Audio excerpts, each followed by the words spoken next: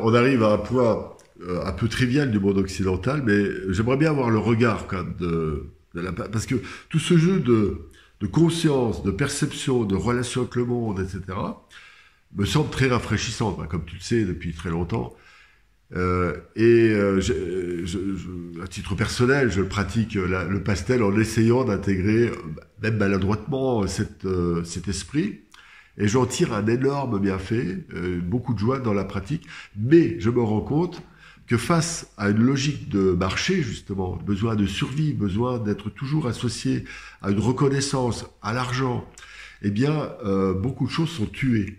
Et quel regard tu poses sur, justement, cette enclume du monde occidental qui cherche désespérément une reconnaissance, de l'argent, une manière de se positionner, et alors que l'esprit, par exemple, le souffle qui existe dans la peinture chinoise encore maintenant, a sans doute beaucoup disparu dans la peinture occidentale.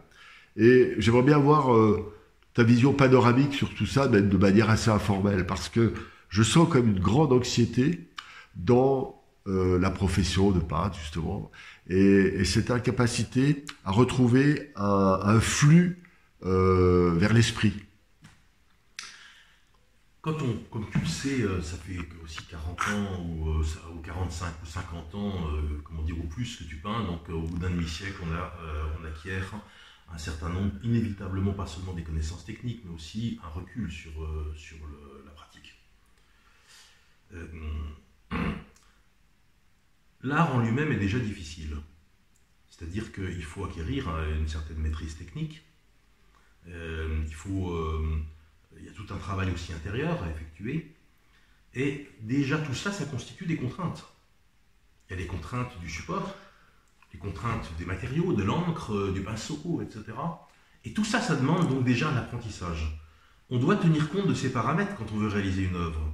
Si on y ajoute en plus les contraintes qui sont celles du marché, les contraintes qui sont des modes, les contraintes qui sont, et ainsi de suite, eh bien on rend la difficulté encore plus grande. Et comme nous ne sommes que des êtres humains, il y a de fortes chances qu'à un moment donné, on remplace une chose par une autre.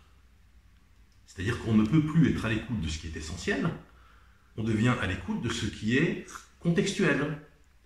Et le contextuel finit par prendre le pas parce que tout simplement, on n'a pas la capacité à concilier la totalité de ces contraintes.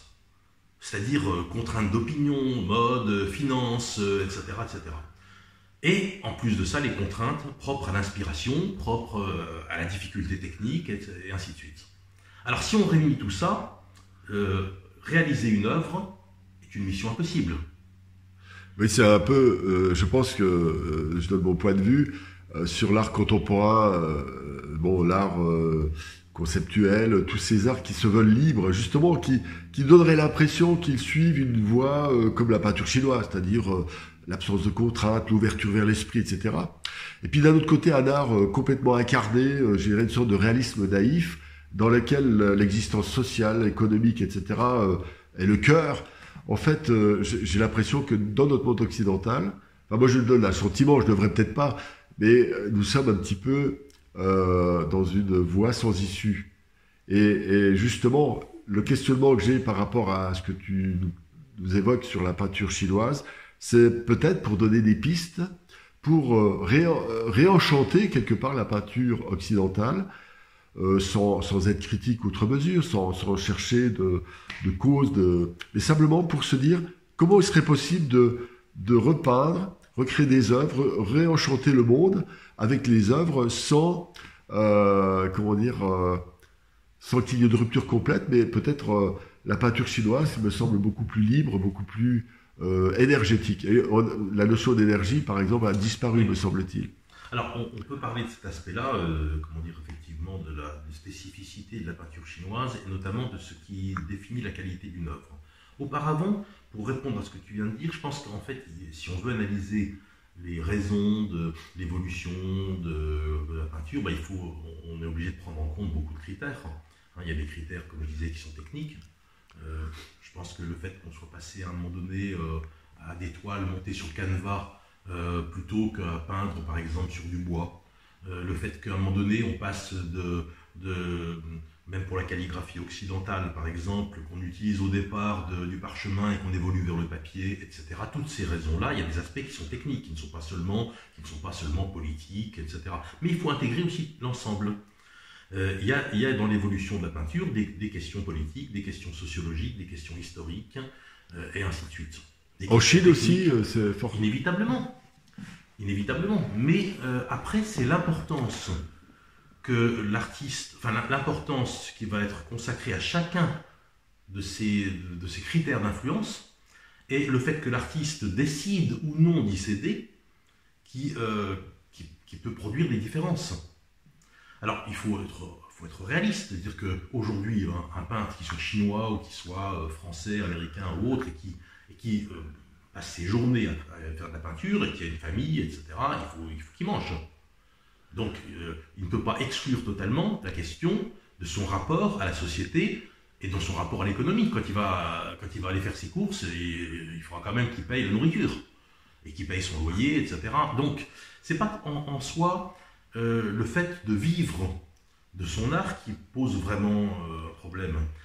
C'est qu'il y a une vraie difficulté, alors je trouve qui est assez forte, notamment sans doute dans les dernières décennies, à concilier peut-être des exigences qui sont d'ordre philosophique, personnel, clairement artistique, esthétique même, et des exigences qui sont propres à la capacité à vendre l'œuvre, ou à la vendre à un certain prix, etc. J'ai très souvent entendu des artistes, par exemple, que je leur disais, mais pourquoi, par exemple, vous exposez, par exemple, 24 peintures, mais en réalité, c'est 24 fois la même peinture. Tout à fait.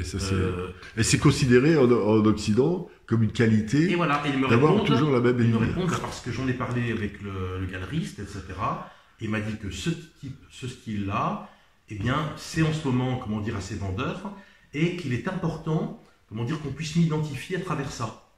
Donc si je me mets par exemple à avoir un paysage, une peinture abstraite, une nature morte et un portrait, et si je peins dans différents styles, eh bien les gens ont l'impression d'avoir une sorte de mosaïque de choses et ils ne m'identifient pas, alors qu'à titre personnel, je m'intéresse à tout ça. Oui. C'est un problème, ça veut dire que c'est l'objet qui compte et non plus l'esprit. Dans ce cas-là, c'est-à-dire qu'on fabrique des codes. Ça me semble, là je donne un avis personnel, ça me semble quelque chose de gravissime. En fait, tu as résumé en disant qu'on a besoin de vivre, donc on est obligé de s'adapter à un marché, mais en même temps, en le faisant, on détruit la raison pour laquelle on peint, parce que je connais pas mal de peintres professionnels qui sont carrément dépressifs à cause de ça. Voilà, c'est parce que ils font des choses pour vendre, mais en fait, on trahit. Et c'est particulièrement pour ne pas être soumis à ces contraintes que, notamment à l'époque des Song, un certain nombre de lettrés ont décidé de peindre hors des contraintes professionnelles, si on peut dire, de manière à ce qu'il ne puisse pas y avoir cette incidence délétère des contingences politiques, sociales, économiques, et ainsi de suite. Et que leur œuvre puisse être vraiment l'expression d'eux-mêmes. Et ne pas se retrouver à être des peintres de cour, ou des poètes de cour, ou des calligraphes de cour, qui vont simplement faire des calligraphies formelles, etc., parce que pour pouvoir reproduire tel édit impérial. Et donc il y a eu une distinction qui s'est opérée entre le scribe, par exemple, qui était un bon calligraphe, qui est capable de calligraphier dans un style vraiment avec une écriture extrêmement rigoureuse et régulière, mais qui n'atteint pas le stade d'artiste, qui est en fait un artisan extrêmement précis, et à un moment donné, un certain nombre d'entre eux qui ont voulu acquérir une forme d'indépendance d'esprit, au moins partielle, dans leur créativité. Oui. Et puis il faut ajouter à ça, évidemment, que des doctrines comme le taoïsme, qui ont un regard sur l'être humain et sur la nature beaucoup plus proche, en fait, beaucoup plus naturaliste, etc., ont sans doute eu également une incidence par opposition à ce qu'on a pu rencontrer, par exemple, à travers le catholicisme religieux. Avec des représentations voilà, un peu figées. Ouais, etc. Et en fait, et même quand tu parles de la nature, c'est plus la nature sur sa dimension globale, énergétique, voire spirituelle, que la nature telle qu'on peut l'imaginer dans les natures mortes occidentales, finalement. Oui. Voilà. Et c'est pour ça qu'une chose qui est très importante, c'est que quand je vais parler de Sieyes-y-Croix, c'est-à-dire la peinture, on va dire, il faudrait appeler peinture dictée par l'esprit, si on peut dire, ou par l'intention, elle est extrêmement proche de la calligraphie, à tel point proche de la calligraphie que beaucoup de grands peintres ont dit il est totalement impossible, et c'est une réalité technique qu'on expérimente tous les jours, de pouvoir être bon en peinture sans être calligraphe. Tous les gestes sont des gestes calligraphiques. Ouais. Les supports sont les mêmes. Le papier, les papiers sont très proches. Les pinceaux, même s'il peut y avoir des petites variétés dans certains pinceaux de peinture, de calligraphie, mais globalement, ils sont construits de la même façon. Rien à voir avec ce qu'on connaît en Occident, où calligraphe et peintre n'avaient pas ni les mêmes supports, ni les mêmes outils. Il n'y a pas beaucoup de peintres qui ont travaillé avec des plumes d'oiseaux, ou avec des plumes de fer. Peut-être s'il y a un peu de dessin à la plume, mais ce ne sont même pas les mêmes plumes, etc. Les supports ne sont pas les mêmes. Qui fait de la calligraphie avec du pastel? On a vraiment des disciplines très différentes. Et comme elles sont très différentes, ce sont des artistes différents, et on n'a pas de grands noms de la calligraphie occidentale qui soient en même temps des grands peintres, historiquement, ni de grands peintres qui soient en même temps des grands calligraphes. Oui, oui. Parce que ce sont des disciplines différentes. Et pourquoi ça?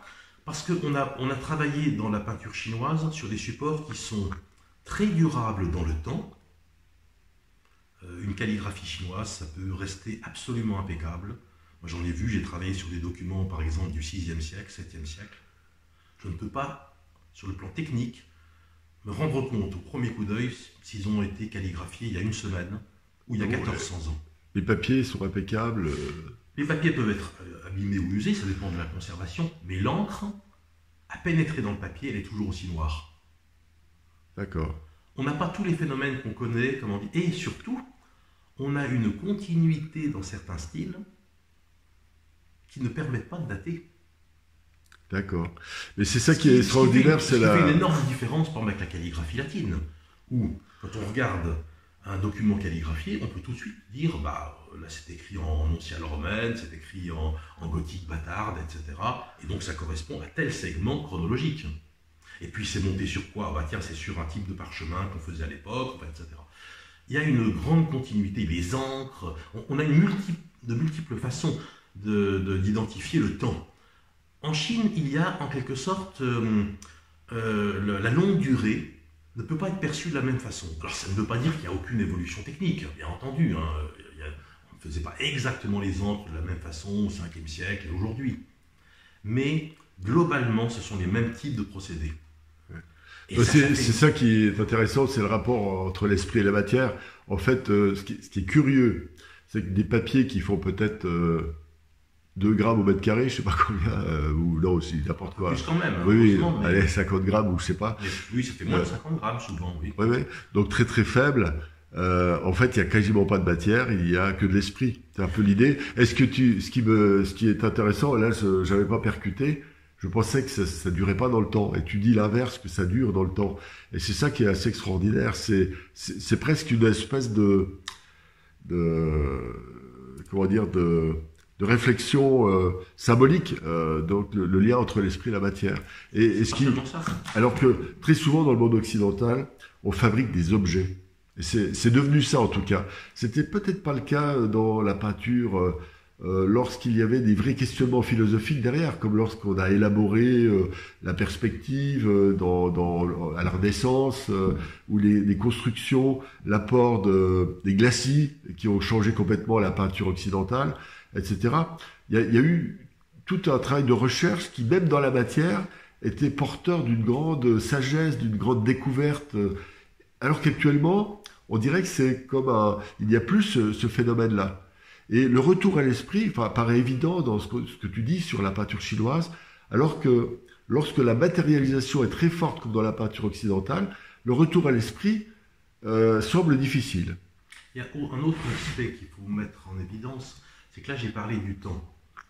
En fait, l'œuvre est durable, mais la façon dont est réalisée l'œuvre, en revanche, elle relève de la spontanéité et de l'immédiateté. Ce qui est tout à fait différent de ce qu'on a l'habitude d'observer, en tout cas dans beaucoup de pratiques artistiques occidentales, où on a souvent des couches, il faut attendre que ça sèche pour remettre machin. Je pense notamment, par exemple, dans la peinture à l'huile, où on peut pas... alors, je ne dis pas qu'on ne peut pas faire une peinture à l'huile en une seule étape, c'est certainement vrai, je ne suis pas assez spécialiste d'ailleurs pour faire ça, mais beaucoup de peintures à l'huile demandent quand même des temps où on applique des éléments intermédiaires, etc.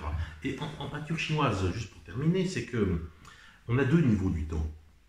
Il y a la pérennité, effectivement, de l'œuvre, mais le temps de réalisation de l'œuvre, lui, est totalement dans l'éphémère. À tel point qu'en réalité, une calligraphie ou une peinture chinoise, surtout dans le style xieyi, est une œuvre spontanée qui se rapprocherait beaucoup plus d'un geste de danse, ou alors, par exemple, d'un phrasé musical. En fait, quelque chose qui disparaît immédiatement après avoir été réalisé, mais dont le résultat et dont la trace, elle, est pérenne. Ça, c'est extrêmement intéressant. Ça change énormément de l'obsession de l'objet qu'on a développé. C'est un questionnement, hein, je ne donne pas d'avis. Et je crois vraiment que cette donnée, je répète, quand je fais des portraits au pastel, en essayant d'y intégrer une logique énergétique, spontanée, j'y trouve une joie immense. Alors que souvent, quand je me lance dans les tableaux, comme j'ai été habitué, ou comme mes galeristes me demandent, j'y trouve une grande lourdeur. Bon, c'est un questionnement, je ne donne pas de réponse. Alors ça, il y a quand même derrière ça des raisons qui sont techniques. Parce qu'il ne faut pas s'envoler dans des questions philosophiques ou métaphysiques en pensant qu'elles existent sans leurs racines matérielles. Et ça, c'est aussi un aspect de la pensée chinoise, c'est-à-dire que l'association du yin et du yang, c'est-à-dire qu'il y a, même s'il y a une dynamique fluide, il faut aussi qu'il y ait un support solide et, et dense. Et pourquoi est-ce qu'on est obligé, par exemple, de calligraphier de cette façon-là, ou de peindre de cette façon-là? Parce qu'on travaille le plus souvent sur des papiers très absorbants, et donc on ne peut pas faire un geste lent. Si on fait un geste lent, c'est comme si on voulait peindre avec un pinceau imprégné d'encre sur un buvard. Oui, on n'a que des grosses bulles. Oui, bien sûr. Puis au bout d'un moment, on n'a même carrément que du noir. Ou que du rouge, si on utilise une couleur différente. Donc si on veut peindre, par exemple, un oiseau, une fleur, un personnage, un paysage, un rocher, etc., on est obligé d'avoir des gestes dont la rapidité est en lien avec tous ces éléments. Ce qui n'est pas du tout le cas dans beaucoup d'aspects de l'art occidental, où à la limite, si le geste est fait avec la même pression, etc., il pourrait être fait au ralenti. Oui. Tandis que, par exemple, si on prend un crayon sur un papier blanc, si on s'arrête au milieu du trait, il y aura peut-être une rupture qui sera perceptible, mais ça ne va pas d'un seul coup être recouvert de carbone. Oui. Ça peut s'arrêter, et puis ça peut se gommer souvent. Et d'ailleurs, la caricature de ce que tu dis, c'est par exemple des personnes qui vont faire des portraits, ils vont agrandir une photo au noir et blanc, la mettre au bon format, la décalquer, et alors ça donne l'impression mais c'est l'inverse exact de ce que tu décris. C'est-à-dire parce que, en fait, même si on fait 1000 coups de pinceau pour faire une peinture, aucun d'entre eux ne pourra jamais être effacé. Parce que lorsqu'on peint sur un support absorbant, eh bien, on peint dans le papier, et non pas sur le papier. Donc l'encre, dès que le pinceau entre en contact, imprégné d'encre, entre en contact avec le papier, l'encre, qui est une sorte de médium entre le geste chorégraphique du peintre et le support matériel inerte du papier, l'encre s'anime elle-même d'une dynamique en pénétrant au cœur du papier et en se répandant à l'intérieur de lui. Et on rentre presque dans une forme d'alchimie, le mystère de la matière elle-même qui est guidé juste par l'esprit. C'est une donnée qui est quand même extrêmement rafraîchissante, je trouve. Oui, et si le geste donc n'est pas un geste comparable au geste d'un danseur, le danseur, s'il veut par exemple faire certains gestes qu'il veut faire au ralenti, il tombe. Oui, bien sûr. Parce que Ce qui est fait par la caméra au ralenti, on ne pourrait pas le reproduire dans la réalité. La vitesse du geste est indispensable dans certains cas. Et la lenteur est indispensable aussi. Quelquefois, à l'inverse, on peut observer des gens qui font des gestes très vite, parce que faire le geste vite est la seule façon d'avoir un geste droit. S'il le faisait lentement, ça trembloterait par exemple. Mais dans certains cas, dans la peinture, on a besoin de pénétrer profondément dans le papier, et il faut donc faire un geste qui soit régulier et long et lent. Et donc tout ça demande un apprentissage qui relève davantage d'une gymnastique et d'une chorégraphie du corps que simplement d'une capacité, je dirais, esthétique ou purement technique. Une grande partie du temps de l'apprenti calligraphe et de l'apprenti peintre, c'est souvent la même personne d'ailleurs, passe à faire des gestes, et seulement des gestes, et pas forcément à faire des œuvres. Et c'est quand c'est maîtrisé qu'on peut à ce moment-là passer.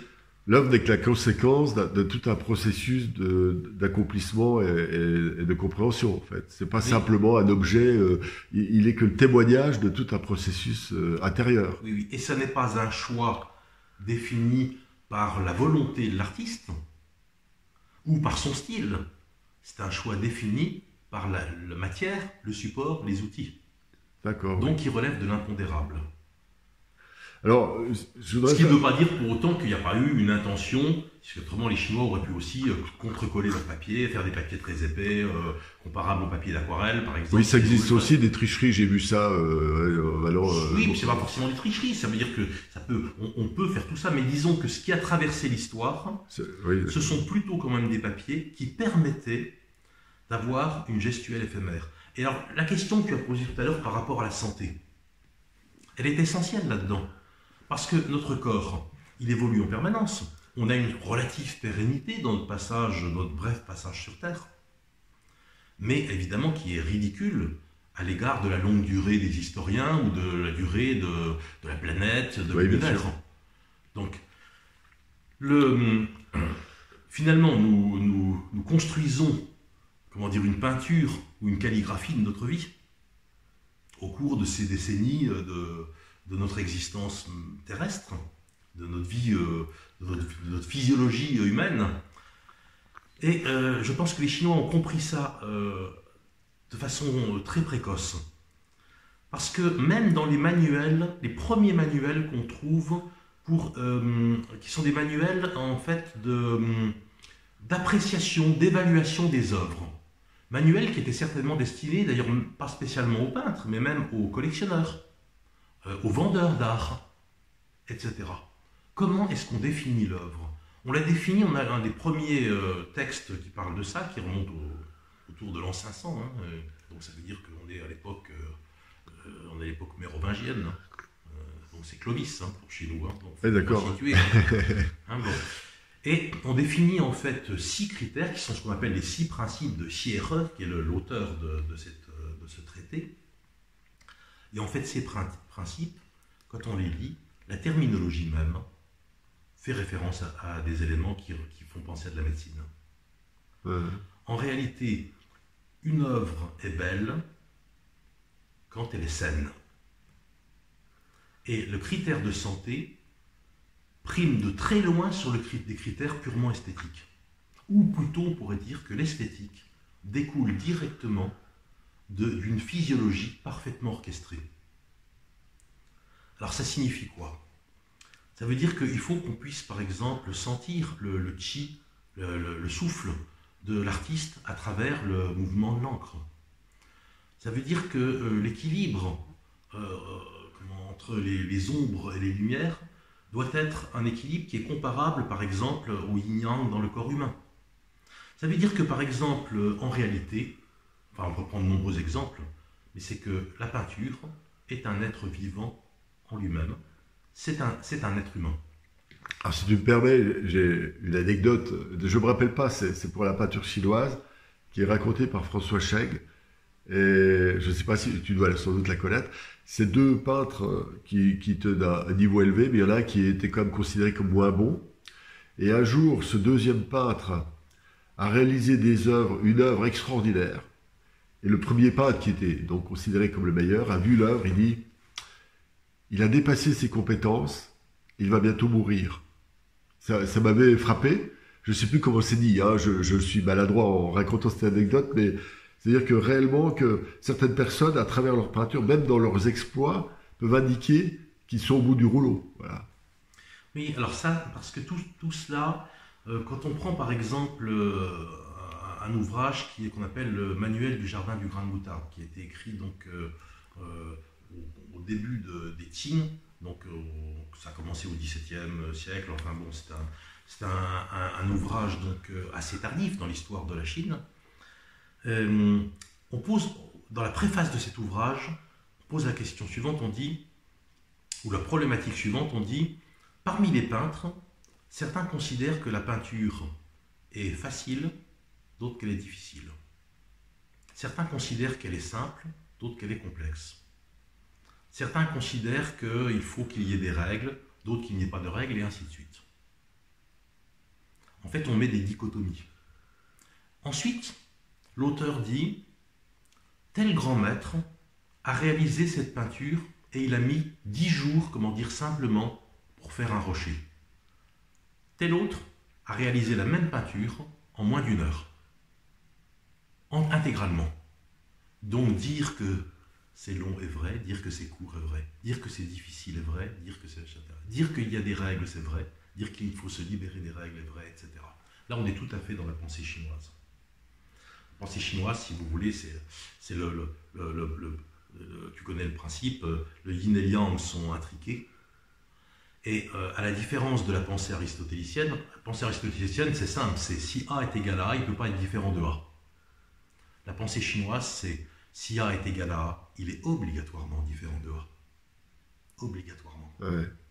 Et ça change totalement, pas seulement notre regard sur les choses, mais tout notre système cognitif. C'est pour ça que le peintre chinois ou le calligraphe chinois n'ont pas simplement une autre conception de l'art.